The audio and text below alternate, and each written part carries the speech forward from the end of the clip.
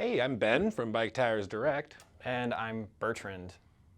And neither of us have a lot of experience waxing chains, but we've got a fresh kit from Silca here. Ben, you've waxed a chain once? Yeah, I mean 3 or 4 times over the course of the summer. Okay. So I used a pot on the stove. I'm very excited to see how much easier this guy is going to be. So let's, should we get it open and see how it works? Yeah, and I've waxed a chain nonce. None. Not even drip wax. No, zero. No wax. Nope, no All right. wax. I regularly use the Silca Super Secret Drip Wax. I'm a huge fan. If this is as easy as they say, I'll be really excited about the possibilities of that like next step forward into full immersion waxing. So let's take a look. Yeah, let's see what's inside.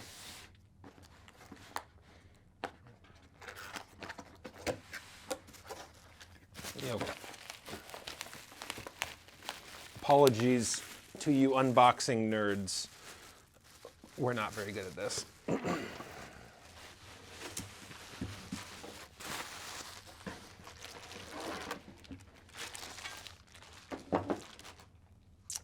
right, looks like we've got a stand.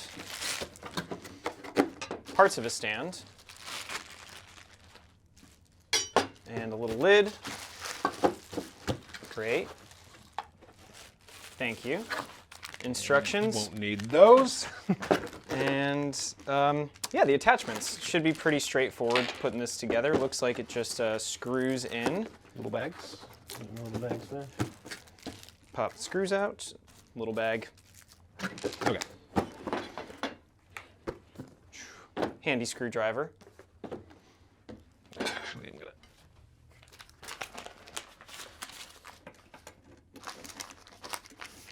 I guess full disclosure, Bertrand has put this together, which is kind of cheating. Maybe It's you like- should let me try to put it together. Well, I Without clearly the can't instructions do it and- anyways, so All right. go ahead. All right, so this is the challenge mode, putting this together without the instructions for those of you, because you know most of us probably will at least make an effort to do that. So we'll start there, and then if we get to the instructions, we'll see how that goes. It looks like that's the threaded part. Nope. There's a threaded there. This part goes on the front. Really? Mm-hmm. But it's so it goes like this. Yeah. Oh, teamwork.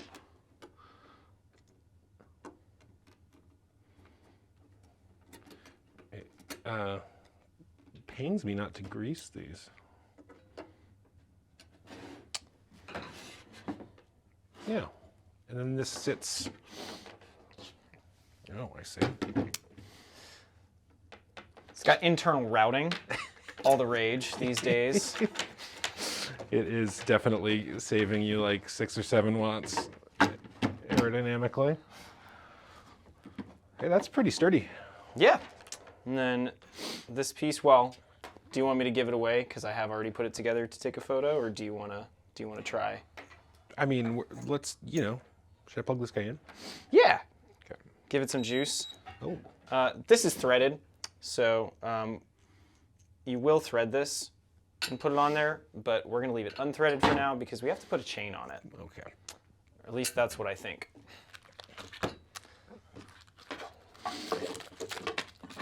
I want to see this display. It says off. Do I want to? I don't want to turn it on until we put wax in there, right? I don't think so. Okay. At some point, we can actually read the instructions.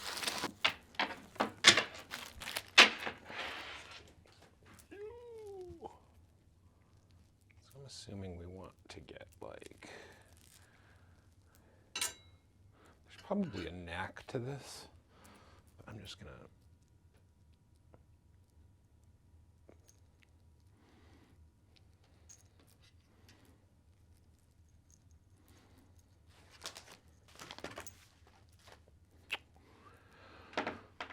Is it instruction time?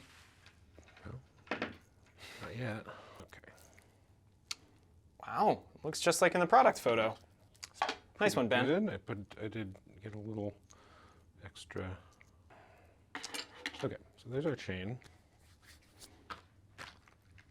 Should it be dangling low enough that it's dangling in there? Probably not.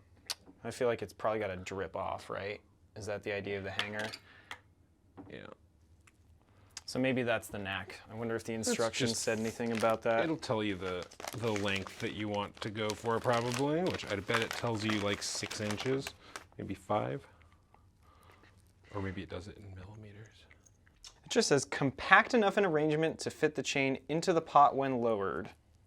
One thing to note, we're going to be using the new Silca strip chip, which is an additive that you put into the wax, which eliminates the need to strip the factory grease from the chain, or at least claims Silca. I'm very excited to see this in action. And with that, they specifically say that you really need to use a new chain for that. You don't want to use one that's got other grease. You don't want to use one that's got detritus from the road on it. So fresh chain, straight out of the box, strip chip, and some wax, and supposedly that's it. Okay. Yeah, at this point, let's go ahead and consult the instructions, see how much wax it says to use. Let's see, prep a brand new chain. Open the bag of super secret chain blend hot wax. Set it to 167 degrees So with the Fahrenheit. strip chip, though, I think we need to go higher. Yeah, 125C with the strip chip. Okay.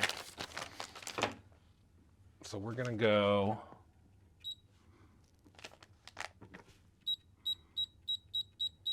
125, and then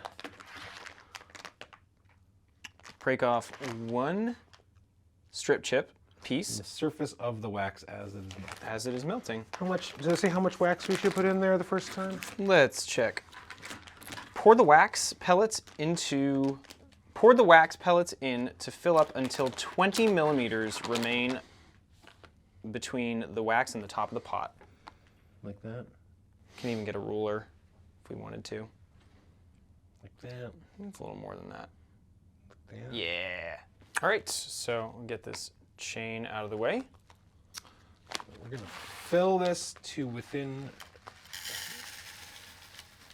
Oh wow, it's really something to look at on this thing.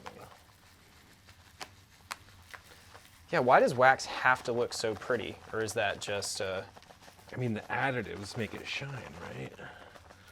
It's like they're. How's that look? that One looks, more? I think that looks good to me. That's about 20 millimeters. Great. So it looks like you might get 2 uses out of a bag. This is Somewhere 500 around there, grams, so so- it's probably 250 grams or so per. And then we add a strip chip on top. it Yep. says. The grossest chocolate bar ever. Doesn't smell like much. No. It is Notes of terroir, embossed with the Silca logo. as they do. And there we are. I guess we just need to wait, and I'll be holding this for however long this takes. This is actually really cool to watch. Oh yeah, it's Right? kind of slow, but it's funny to see the sides like. Just like settling it very slightly. It probably would go a little quicker if we cover it, but for the sake of the shot. So after the first time with the strip chip, do you then only need to bring it up to the regular temperature? So the first waxing, Oh yeah. you melt the strip chip at 125, you put the chain in, you bring it down to 75, you take the chain out, and then you have a pot of wax that had a strip chip in it and had this chain. But then after that, you just go to the regular. Yeah, I don't know. That's a question. Can you reuse wax? Yes. Okay. Yeah. You'll use this pot of wax for a year, probably 6 months. Okay. So the wax would just sit in this pot on your workbench or in a drawer, and then you just heat it up again. Yep. You Okay. just leave the wax in the pot. That's good to know. Again, waxing newbie. How'd you learn that? waxing. From your one time? Well, it's, I mean, like I said, one pot. Yeah. But Okay. it was, 6 months of, it was actually quite a bit of waxing because it was basically every 2 or 3 rides, because if it gets wet, you should re-wax it. Oh, okay. And so here in Oregon, that means that you spend a lot of time re-waxing. The appealing thing about this process combined with the super secret drip lube is that you have an easy way to reapply wax to your chain after an inclement weather event, for example, Oh, so without needing to fully submerge. If it gets muddy, the easiest way to clean it, honestly, is usually just to re-wax it, or to clean it and then re-wax it if there's a bunch of actual like dirt on the chain. Okay. But if it just gets wet, just applying the drip wax works pretty good. So for folks who are interested in waxing their chains, it's a good idea to keep a lot of quick links handy. Yeah, I mean, Because you do. supposedly, like the SRAM ones are single use. They're not. You can reuse this all, they're fine. Like you have one of those, you put it on the chain, and then that quick link lives on the chain. But you do have to take the chain off. Obviously, you can't dunk your wax in bike. You can't dunk your bike in wax. Wow. No. To do for this process, yeah. But with the super secret drip lube, you can just apply it on the bike as you would normal, regular lube. So would you then would you recommend using a combination of the two then for ease of use? Yeah, that's in my mind, that's the kind of thing that makes waxing more accessible to a broader population of people. Gotcha. Is the fact that you can top up with a drip wax when you in between applications here, because these are supposed to be, if you're just using melt wax, they're telling you to re-wax your chain every couple 100 kilometers, and that's a lot.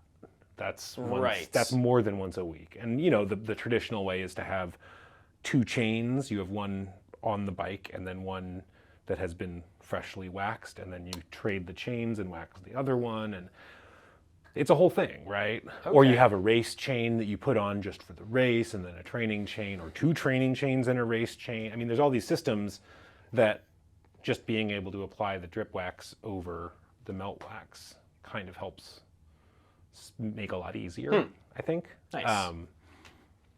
And supposedly, according to the internet, the drip wax is, if you apply it really properly, 3 coats. So you apply it and let it dry, and then apply it again, and then let it dry, and then apply it again, and let it dry overnight, is about 95 to 98% as good as a full immersion. Gotcha. But because you're trying to get the wax in, it doesn't matter if you have wax on the outside of the chain. Right. You have to get wax way down in these little rollers and pins. And for that to happen without, with the immersion, that makes, you were swirling it around, you'll see bubbles come up out of the wax.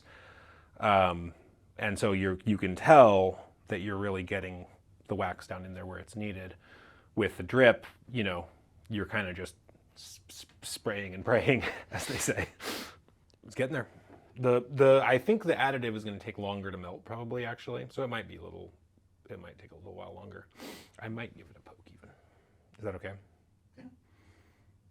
As long as you don't burn yourself. No. I mean, it's hot, but it's not that hot. Cool. There's a solid clump of wax in the middle. It might make sense. I suspect if we were doing this again, you'd want to make a hollow in the wax for the strip chip so that it actually gets submerged sooner. The drip lube is a nice in-between ride thing, but you can't apply it in the middle of a ride. Otherwise, you're just... Because it needs to dry. It needs to dry. The whole advantage of wax is that it is solid, and so it doesn't attract dust and particulate matter. And if you apply it wet and then ride on it, first of all, it just flings, it's looser than regular lube and it just flings it off the chain. Second of all, whatever remains is just going to attract that dust and particulate matter. So for like longer rides, for multi-day rides, unless you're bringing a bottle of drip wax and waxing every night when you set up camp. Sounds like a lot. I've never heard of anybody using wax on a like multi-day truck. Yeah, it sounds like pretty specific to racing too. Like I think like with like kind of the Silca ethos of marginal gains, it's like getting everything you can out of the wax and then Yeah, I mean, finishing up with what you're able to. for me, the appeal is just the cleanliness of it. Honestly, not having crap all over my chain, like being able to touch my chain on my bike even after a crummy ride, and it's just like this. Like it's literally like you'll have a little bit of residue, but like it's not greasy and it's not gross, and your pants don't get messed up, and like it's Yeah, you don't ruin your favorite jersey. yeah, it's significantly cleaner, and I do think there's a longevity advantage. I think it's overrated. I don't think anybody waxes as frequently as they say you need to get the longevity Like the full benefits. benefit. Yeah. Nobody does this every 200 miles, or if they do, they're like obviously taking good care of their bike in other fastidious ways. It's definitely getting there. Is it still on 125? Still heating? Yep. Oh, that's 123. Wait, is that the actual temperature? It's like coming up to temperature? Oh, it does go up and down. Yeah. I noticed that when I was taking photographs of it. It lets you know what temperature it is. Nice. This has been really easy to use. Like it has the things that you need and none of the things that you don't need, which is nice. Yeah, this is I have to say I was pretty surprised at how clever this was, but also how simple it is. It really does the job that you need it to do in like a very simple and effective way. Just like screw, unscrew. That's actually the one thing that and I guess you're just gonna hold on to this, but when I've done it before. It looks like you can just get it so that just like sits out. When I've done it before, part of an important part of the process is agitation. So you want to shake it around in there because you need to get those each roller needs to get the wax down in there, and so you're trying to Gotcha. kind of twist them so that the wax can move. You want to do the honors? It looks like we're ready here. Yeah, I think we're fully melted. All right. I'm a little nervous, but let's. Have at it. And I may have wrapped this a little long. We may not be able to get this in there. There we go. There we go. Okay. So our chain is submerged. I might need to leave my finger there to avoid having this thing flop into the wax. And you're going to have it sit submerged for 10 minutes. Oh, so gently lower, lightly agitate for 30 seconds, being careful not to spill or splatter any of the wax. It is very hot right now. So you can see the bubbles coming up. The additives the swirling additives are really cool looking.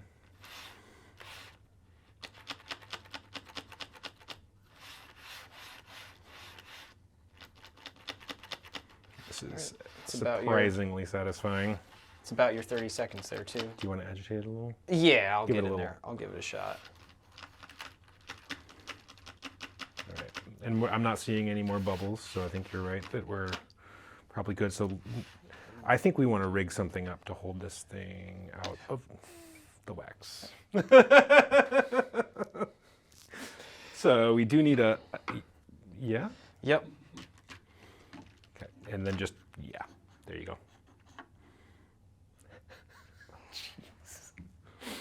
Like, It is what it is. if it happened to us, it's probably going to happen to someone else. Yep. So it might be worth noting to those of you at home, before putting the wax in, make sure you can put your chain in flat and have the handle still stick up, because the way ours is right now, the handle is trying to flop in, and it's flopping the wrong way. It's flopping in the way that it'll actually fall in, like just happened to me, rather than flopping to lean on the edge. I would also say you may as well just have a spoke handy, both for agitating and to just, I would say it's worth just slipping it in there to hold the handle up out of the wax either way.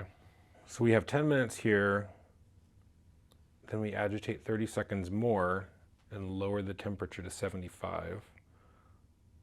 And then in about 10 more minutes, it'll actually get to 75 degrees. And then we're okay to pull it out. And then we have 10 to 15 more minutes of cooling drying time. Okay. So all in all, the process takes about 40 minutes. I think that's about right. Maybe a little bit more. Our melt time, melt time was probably 15 or 20. Yeah, including the strip chip. So about 40 minutes. I think for a not a new chain, if you weren't using the strip chip, it would probably be quicker. You're going. Probably would have melted faster with the lid on, but for the YouTube, You got to see it. gotta see it. It's really hot. Yeah. Yeah. I mean, it's 125 Celsius. Yeah. It's like 200 and change. So I mean, that's something to note, that this this is just hot. Yeah. I mean, it fell fully in the wax, but at the same time, it should. that's hot. It's really hot. Yeah. It was submerged for a while. It's also, I think it's actually got wax in there. Yeah, but the wax shouldn't I know. be keeping it hot, you know? Yeah. Hopefully. Is that plastic, the thing that it's threaded into? No, it's metal. Metal. It's aluminum. Yeah. Okay. That's why. Yeah.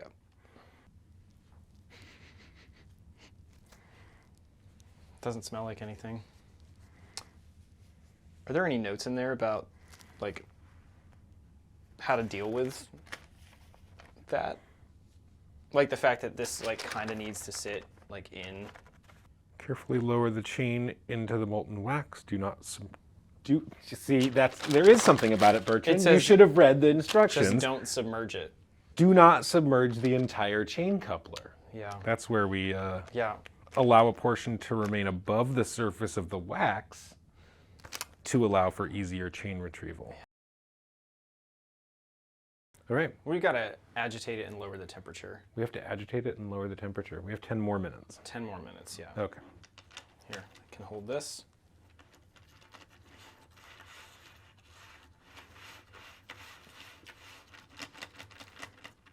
So we're lowering the temperature now to 75 degrees.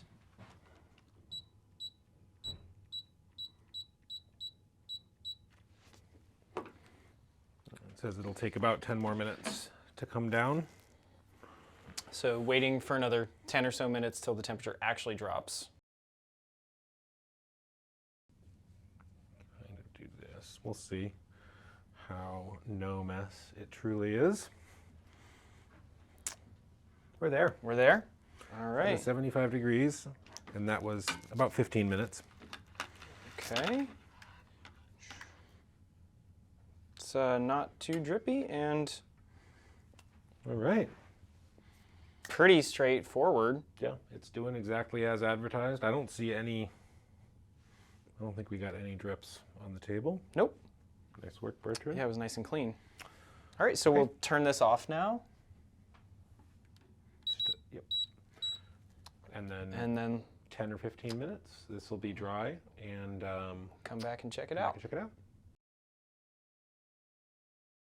Through the power of cinema magic, here we are, 10 minutes later, 10 to with 15 minutes later.